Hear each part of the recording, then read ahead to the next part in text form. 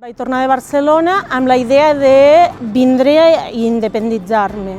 A Vilanova no vaig trobar cap lloguer i per això vaig fer el pas de vindre i instal·lar-me un temps curt a casa dels pares. I fa 3 anys d'això. Soc de Picamoixons i el meu vincle amb Vilanova de Bellpuig és que vaig venir per treballar a l'Escoleta.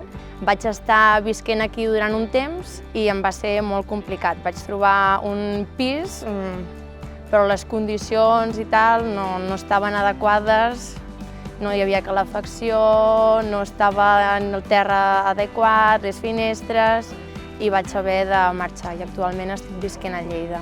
La cerca d'habitatge ens va costar. Primer vam estar mirant compra i estava molt limitat. Vam mirar l'opció de lloguer, però encara era més escàs. Vam poder veure que hi havia moltes cases buides que no estaven en oferta i finalment vam trobar una oferta de compra que vam poder comprar.